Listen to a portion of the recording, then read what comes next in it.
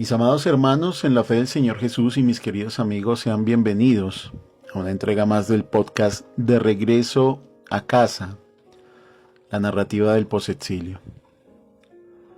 Hoy vamos a ver el capítulo número 11, la parte 11 de este podcast, y este capítulo lo he titulado Ahora lo sé. Está basado en Esdras, capítulo 7, verso 10. Dice allí la escritura que Esdras había dedicado su corazón a estudiar la ley del Señor y a practicarla, y a enseñar sus estatutos y ordenanzas en Israel. Hemos entrado a este capítulo 7 que ya involucra de manera directa al protagonista de este libro, al menos pues lleva su nombre, y conocimos algunos aspectos de la vida de Esdras. Vimos que era un descendiente directo de Aarón, que era un escriba diligente, es decir, con discernimiento acerca de la ley de Dios, que era un hombre involucrado en la política, con un cargo importante dentro del reino persa, de tal forma que pudo pedir provisiones para su peregrinación directamente al rey Artajerjes, como nos muestra Esdras 7:6. Pero aunque era una figura importante, también era un hombre con una triple pasión: estudiar, practicar y enseñar la ley de Dios.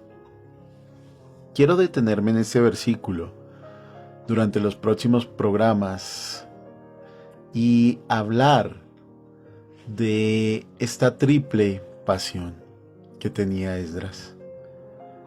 Voy a detenerme entonces en esta cuestión y vamos a hablar de cómo inquirir, practicar y enseñar.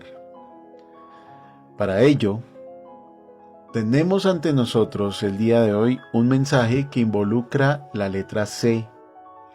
Este es un mensaje que tiene 5 veces la letra C, para hablar de lo que es inquirir, practicar y enseñar. Así que vamos con el número 1. Con la letra C tenemos la palabra contenido.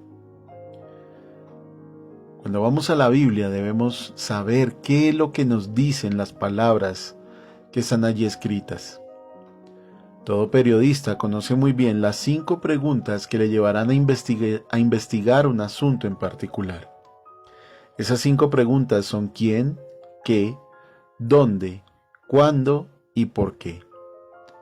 El contenido es un asunto básico y muy elemental, pero se pasa por alto muy a menudo. En ocasiones se lee la escritura sin la comprensión adecuada. Cuando hablamos del contenido, hablamos de la forma en que se nos presentan las palabras que estamos leyendo y el significado que tienen para el que las está escribiendo. Dentro del inquirir la palabra de Dios debemos tener muy en cuenta el contenido de las palabras y lo que significaron para las personas que recibieron el libro de primera mano, bien sea una carta, una narrativa o un discurso. Por eso, con la letra C, tenemos en segundo lugar el contexto. ¿Qué significado tienen las palabras dentro del capítulo o libro que estoy leyendo? Hay dentro de nuestro mismo idioma español palabras de traducciones muy antiguas de la Biblia que han caído en desuso.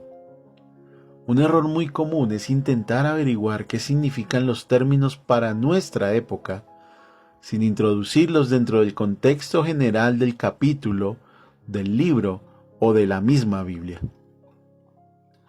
Así que no solamente tenemos con la letra C el contenido, también hablamos del contexto, pero como número 3 debemos hablar también de la comparación. ¿Qué dicen otros pasajes acerca del principio o la doctrina que estamos intentando esclarecer? Debemos comprender que ningún versículo de la Biblia es una isla solitaria.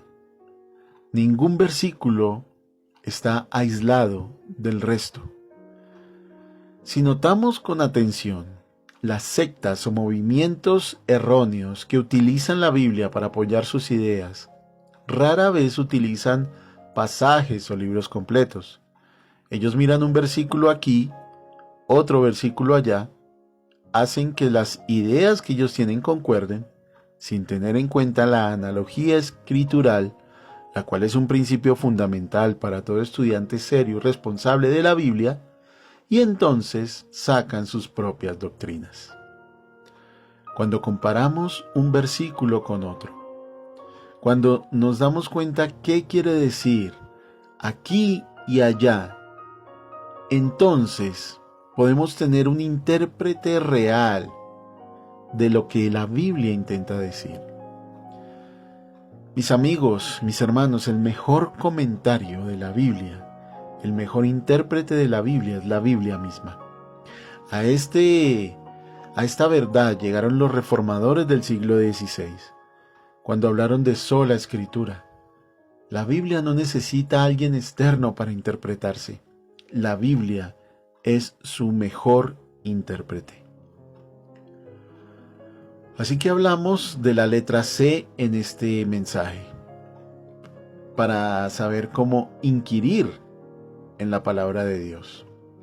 Lo primero entonces es el contenido, lo segundo el contexto, lo tercero la comparación y número 4 debemos tener en cuenta la cultura. ¿Cómo era la vida en ese entonces? ¿Cuál es la audiencia primaria? ¿Y cuáles eran sus circunstancias socioculturales? La Biblia fue escrita para un pueblo que se dedicaba principalmente a la agricultura y la ganadería. Además, algunos de los receptores de la Biblia eran seminómadas. Como usted bien sabe, no existían los grandes avances científicos y tecnológicos que tenemos hoy en día. Los hombres que escribieron la Biblia lo hicieron desde sus propias experiencias y desde el contacto con el mundo que los rodeaba. Es necesario hacer un análisis de los elementos que ellos utilizaron al redactar sus escritos y contextualizarlos con su entorno cultural, social y político. Un ejemplo de ello es la carta de Pedro. Pedro en sus 2 cartas les escribe a unas personas que están siendo perseguidas y que fueron expulsadas de su pueblo. Si nosotros tomamos ese contexto cultural, analizamos la cultura de esas personas, nos damos cuenta que va a ser muy diferente a la carta escrita de Pablo a Tito. La carta a Tito es una carta totalmente pastoral, tiene instrucciones para un hombre que va a dirigir una congregación. Así que conocer cada cultura dentro de lo que estamos inquiriendo en la Escritura nos va a ayudar a entender realmente lo que la Biblia quiere decir. Y por último, en nuestro análisis de cómo inquirir utilizando la letra C, vamos a hablar de consulta. ¿Qué han dicho otros hombres y mujeres de Dios sobre nuestro texto? He decidido dejar este punto en último lugar, ya que así debe ser. Es evidente que en el pueblo del Señor hay hombres y mujeres muy capaces, hermanos y hermanas que han dedicado sus vidas al estudio y la interpretación de la Biblia. Muchos de nosotros no contamos con el tiempo ni los recursos para dedicarnos a un estudio más profundo de la Escritura. Pero lo último que debemos hacer al buscar una interpretación adecuada de la Biblia es mirar las opiniones humanas. Aunque en ocasiones, si no es siempre, es lo primero que hacemos. Es de gran ayuda mirar un atlas, consultar mapas y comentarios bíblicos. Personalmente no estoy muy de acuerdo con esos devocionales y estudios que se basan en un par de versículos para luego despacharse en ideas filosóficas y humanas. La consulta es buena e importante, pero por favor siempre déjela para el final, para que compare sus mismas conclusiones con las conclusiones a las que han llegado hombres y mujeres de antaño. Así que debemos entender que el aprendizaje no es el final. Ese es el gran problema de muchos estudiosos de la Biblia que ven el conocimiento como el objetivo principal, cuando en realidad el objetivo que debemos perseguir al estudiar, al inquirir la Biblia, es el de cumplir y enseñar, tal como Esdras lo hacía. Busque un pasaje, Juan capítulo 13, versículos 15 al 17, para que entienda un poco mejor esta idea.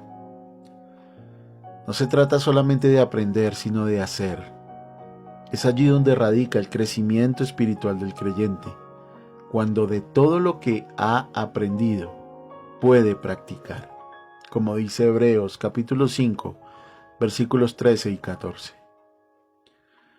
Con estos pasos nos estaremos acercando a la interpretación bíblica. Pero podemos perder de vista muchas cosas. Le pido por favor que vea también que luego de inquirir, usted debe enseñar. Y antes de cumplir, usted debe también inquirir y enseñar. Hay un orden lógico, hay una progresión en lo que el texto de Esdras nos dice sobre sí mismo. Porque él se dedicó a estudiar, a practicar y a enseñar. Hablemos de ese mismo orden lógico en nosotros. Estudiemos, practiquemos y enseñemos. Es la mejor manera de aprender lo que las Escrituras tienen para decirnos. Les agradezco su atención en este día. Espero que estos cortos mensajes sean de provecho para ustedes y que glorifiquen a Dios en medio de todo lo que aprenden, practican y enseñan. Hasta una próxima oportunidad, que mi Señor les bendiga y les guarde.